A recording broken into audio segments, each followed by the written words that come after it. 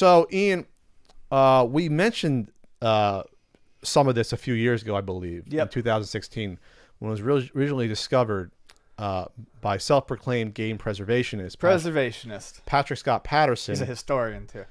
That he came across, or it sounds like from our reports, he was donated from someone who was a game tester or worked at a game magazine who had preview copies.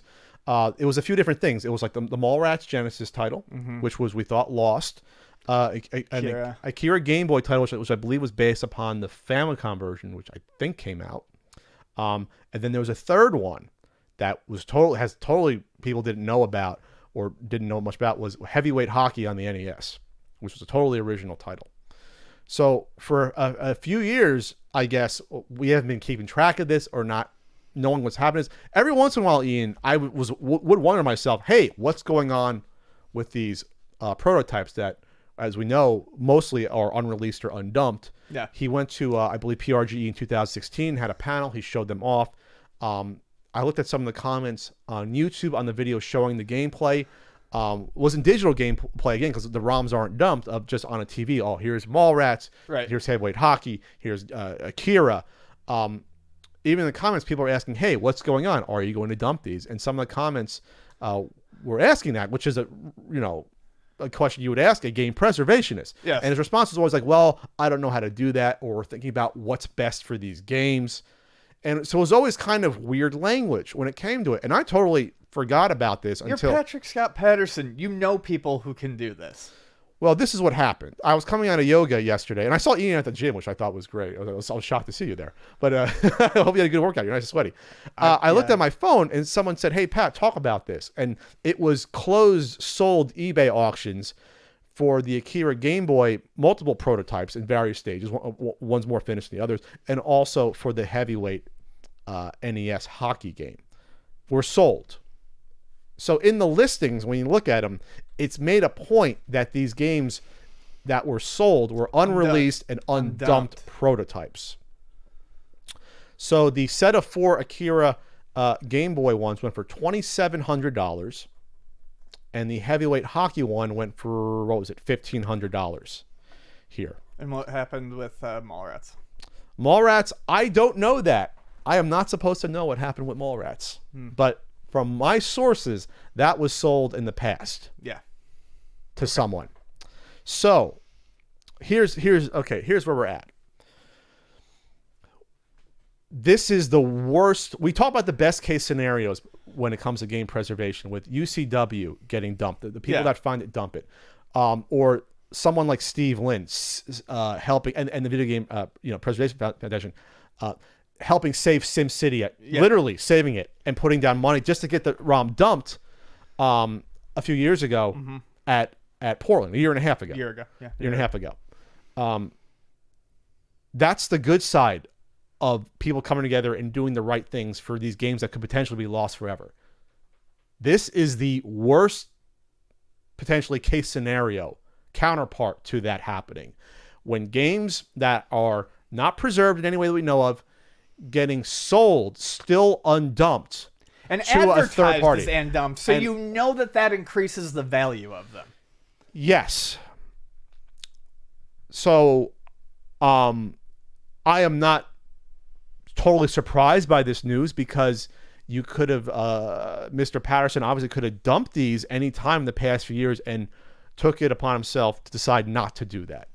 And you can't say you don't know what's going on, or I don't know what's best for these games, when preserving them is obviously the best for the games. And like when the UCW thing happened, saved and dumped in like a week.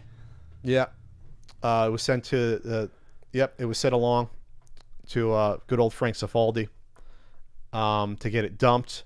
I'm not saying Frank should. He's not the person that has to dump all of these. There's other ways you can do it. For NES games, you can buy a device for under, I think it's under $40. I believe you can do it with I believe you can do it with the analog. You can do it with analog. I guess if you can probably do it if you hacked a Retron 5, because that pulls the ROM out as well.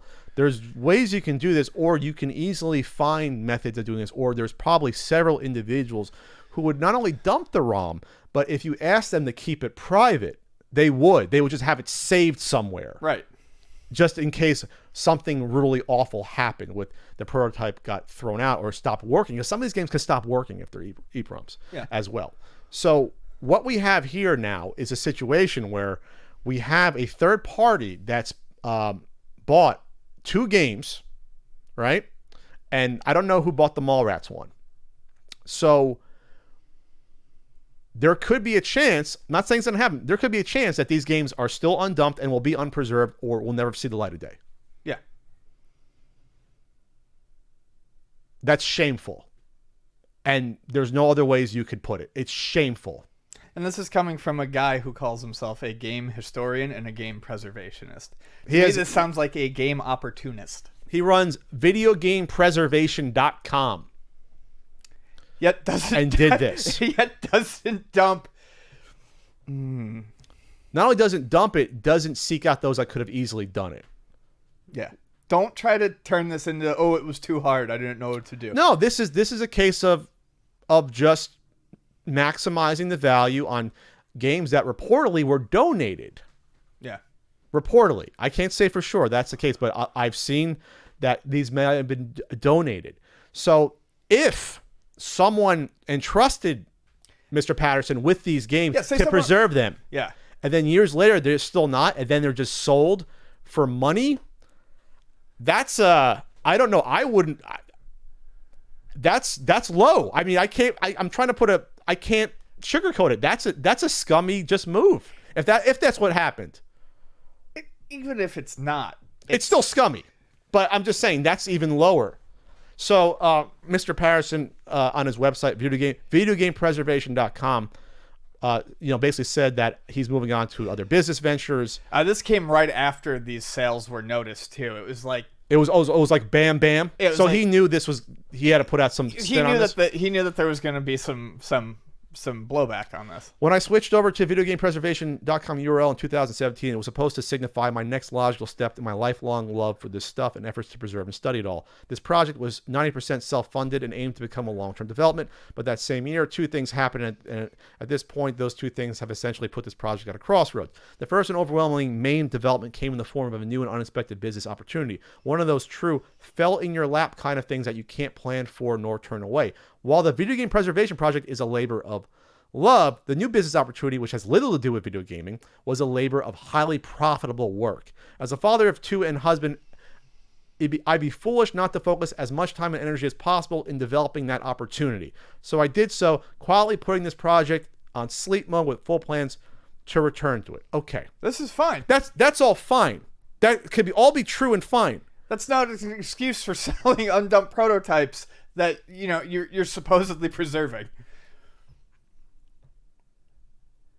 I can't even be angry. It's just gross. It's sickening. It shows people for who they are. And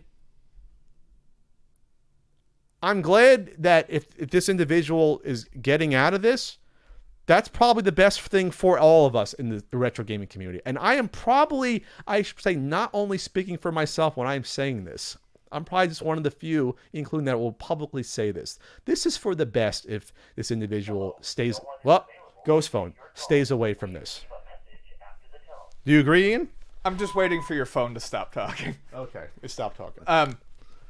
Yes, I agree. Because probably just best. Call a spade a spade. This was an opportunity to maximize the value on something. Yeah. Because here's the thing, Ian. If these ROMs were dumped, even privately, or we knew people that had them, you still could have made a good amount of money on these games. Yeah. Maybe not the maximum amount, but you want to say 70%. An unreleased prototypes still go for a decent amount. There are collectors that still want them. Yeah. But like you said, advertising it, undumped specifically, to get that few extra $100 out of it. Yeah.